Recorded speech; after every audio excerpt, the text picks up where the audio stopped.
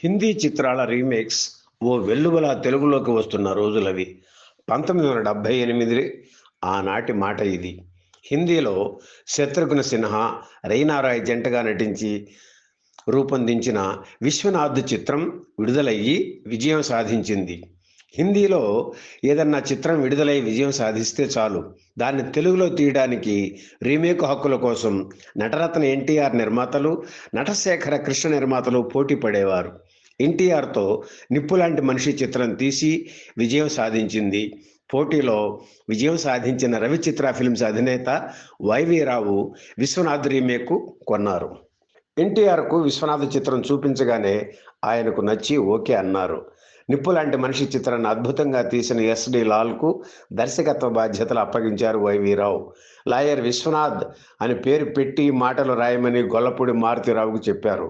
అంతకుముందు ఎన్టీఆర్ హీరోగా వైవీరావు నిర్మించిన నిప్పులాంటి మనిషి, నేరం నాది కాదు ఆకలిది చిత్రాలకు గొల్లపూడి రచన చేశారు. ఆ రెండూ హిట్టు. 6 రోజుల పాటు మహాబలిపురంలో కూర్చొని స్క్రిప్ట్ తయారు చేశారు గొల్లపూడి. ఈ సినిమాలో ఎన్టీఆర్ ఎంట్రీ కోర్టు సీన్తో మొదలవుతుంది. నిజానికి ఒక సుగుణం ఉంది అంటూ ఎన్టీఆర్ ఓపెనింగ్ డైలాగ్ ఉంది.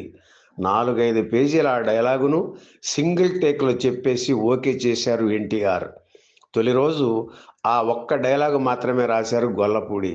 నిర్మాత, దర్శకులను కూర్చోబెట్టి ఆ డైలాగు ఓ విధమైన మాడ్యులేషన్లో చదివి వినిపించారు గొల్లపూడి. ఆయన చెప్పిన విధానం వారిద్దరికీ నచ్చింది. ఇదే ధోరణిలో ఎన్టీఆర్ చెబితే ఇంకా బాగుంటుందని ఫీల్ అయ్యారు.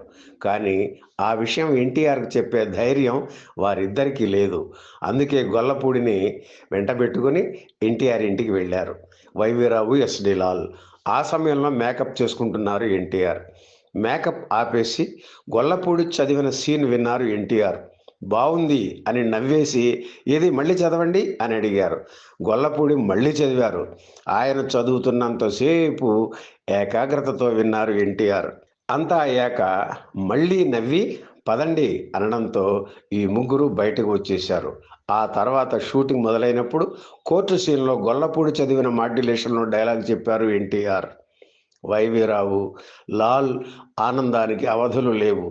అది ఓ కళాకారుడి ఏకాగ్రత. ఎన్టీఆర్ ప్రతిభకు తార్కాణం. జయసుధ హీరోయిన్గా నటించిన ఈ చిత్రంలో ఆమె తండ్రిగా కాంతారావు, విలన్గా ప్రభాకర రెడ్డి, ఆయన కొడుకుగా శరత్ బాబు, జడ్జిగా ధూళిపాళ, లాయర్గా రాజనాల, కచేరీ కొండయ్యగా కైకాల సత్యనారాయణ, షాక్గా సిలోన్ మనోహర్ నటించారు. చింపిరి జుట్టుతో once in a blue moon అనే ఊతుపదంతో సిలోన్ మనోహర్ భయపెట్టాడు. ఆరుద్ర నారాయణరెడ్డి, వేటూరి పాటలు రాశారు. సత్యం స్వరాలు సమకూర్చారు. కలకాలం ఉండవులే కన్నీళ్లు పాట బాగా పాపులర్ అయింది. 1978 నవంబర్ 17న విడుదలైన లాయర్ విశ్వనాథ్ విజయం సాధించింది. లాయర్ విశ్వనాథ్ చిత్రాన్ని 6 ఏళ్ల అనంతరం, అంటే 1984లో రజనీకాంత్ హీరోగా తమిళంలో నాన్ మహాన్ అల్లా పేరుతో తీశారు. రాధ ఆ చిత్రంలో హీరోయిన్గా నటించారు. ఈ వీడియో మీకు నచ్చితే లైక్ చేయండి, షేర్ చేయండి, వెంటనే సబ్స్క్రైబ్ కూడా చేయండి.